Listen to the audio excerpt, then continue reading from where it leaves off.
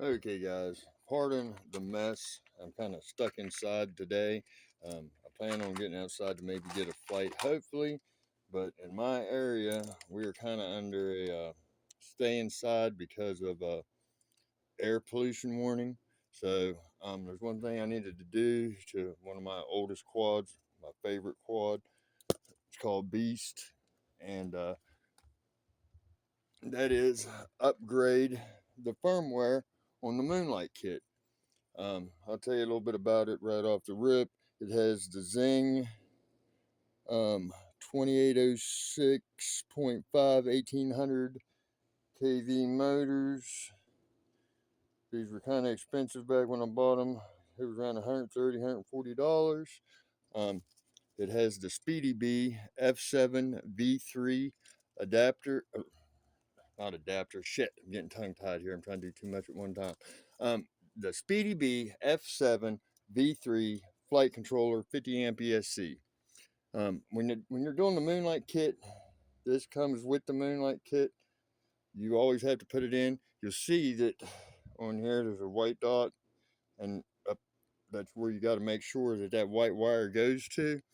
And then it's just a matter of plugging it in and securing it once you get it plugged in. Like, I do think they could have done this just a little bit better than the way they did. But hey, I love it. It's like 4K, and it's very simple. After you do this part, make sure that it's plugged in nice and solid. But yeah, this quad originally, hopefully I'm getting on the camera where you can see what I'm doing here. I'm making sure that that ribbon's plugged in nice and good. But this quad originally, it was my very first build, very first, and it originally was 4S and a 5-inch Mark IV. But a couple months after flying it, I found that you could buy an upgrade kit on Amazon for the Mark IV, which made it a 7-inch quad. So, long story short, I put the 7-inch arm kit on it, which was very simple to do. I got to replace this. It actually came off, but I got a whole box of them. That happens a lot when you're flying and landing, flying and landing. You got it located in my freaking mess here. But yeah, I really wasn't too prepared for this video, as everybody can see. But I made a new channel, so I wanted to get something put on it. And I figured, why not go ahead and since I'm kind of grounded, I had to do a few things. But yeah, I have these right here. You just pop them out, flip your quad over. But anyway, there's a hell of a story behind this quad.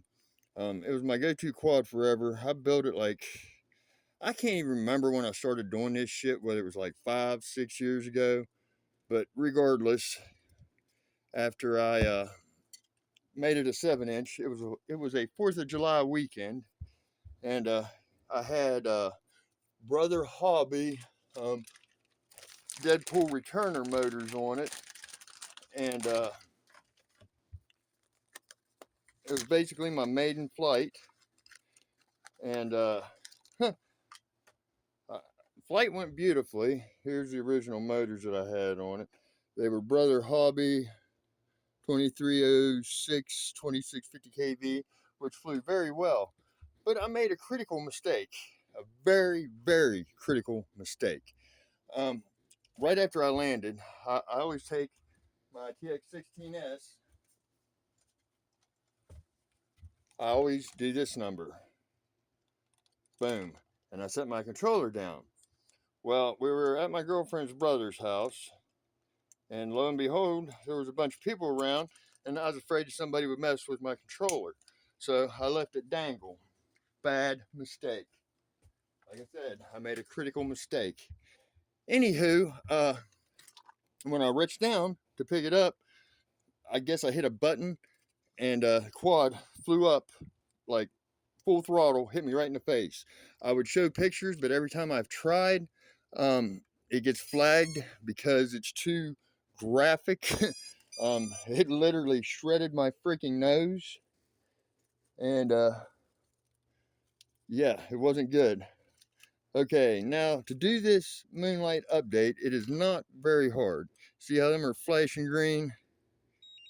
You hold this in, you'll watch it go out. Once it goes out, yeah, there it went. Now it's officially, you see how it's doing that? It's officially doing the update. This usually takes anywhere from 5 to 20 seconds, and then it'll go back to flashing green. And you get your goggles, power them on, and generally you have to rebind. And you can see, look, it's flashing there. It's either almost complete or complete. But anyways, ended up having to get my nose stitched up because it was mangled in pieces, and had to go to 2 hospitals that night. First was UHC, and they said it was too bad that I had to go to Ruby Memorial. But the ironic thing was, every hospital that I went in, they were like, let me guess, firework exploded in your face. I was like, no, actually, my drone tried to take my face off. But lo and behold, I didn't blame my quad. It was my stupidity, my fuck up. It wasn't the quad's fault. The quad did exactly what it was supposed to do.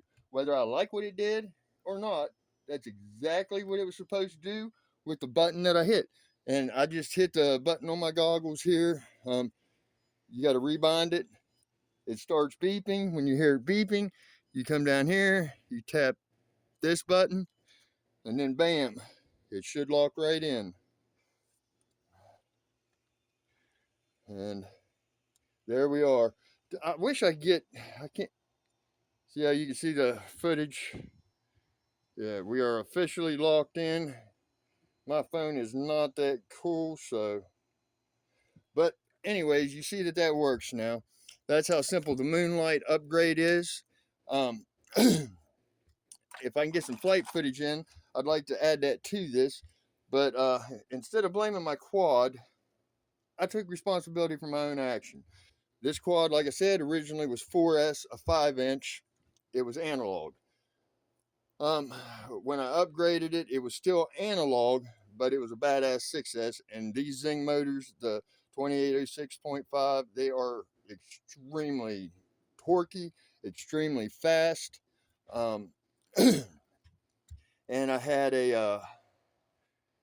when this happened to my nose, there was an AKK 1 watt VTX on it, but I put a 2.5 watt VTX Rush Solo Max 2.5 watt VTX on it, and I ran it that way for a long time with those 7-inch motors. Well, with the new 7-inch motors, with that 2.5 with the Zing motors, dude, it's very efficient, fast as hell. But then I was suggested to give you to give everybody an introduction of my favorite quad. Well, we go way back, like I said, but I flew it for quite some time. I hit some major breakthroughs, 2.5, 3.5 kilometers with this quad. I fly long range, and I don't take shortcuts on stuff. I did make an error in the beginning when it was 7-inch. That's why I don't break my rules anymore. These things are not toys by no means. They look like toys, but they're not. But this quad is at the very least 4 years old, and it still flies absolutely perfect. I upgraded it to the 4K Moonlight kit, and dude, it is it's an amazing quad. Um,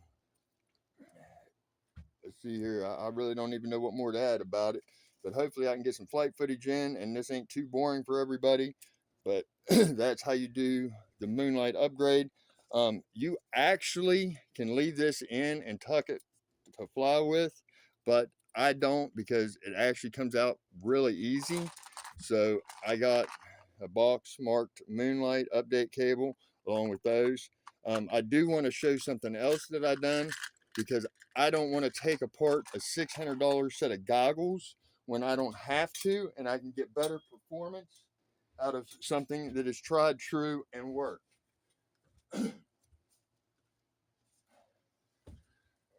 everybody has seen these. The iFlight crystal patch for the Goggles V2. Now, all you got to do is bolt that onto the V2s. The Walksnail Goggles X X2s, you have to pop this panel. Well, you got to take this off, got to pop this panel and everything else. I modified the crystal patch to where you just get some 3M double-sided tape. You have to take that washer off the bottom here on both of these so that you can tighten these down securely. And dude, you get that wide 150, 160. I'm thinking it's 165-degree field of reception. But dude, these things work beautifully, and you don't have to tear nothing apart to do this. All I done was literally just cut around the patch, and I put some foam on the back of it.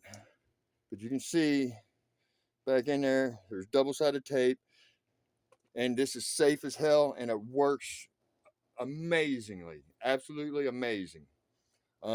As my channel grows, I'll get some more flight footage in. I think I've talked enough for this video. Yeah, thanks guys. Hopefully this helped.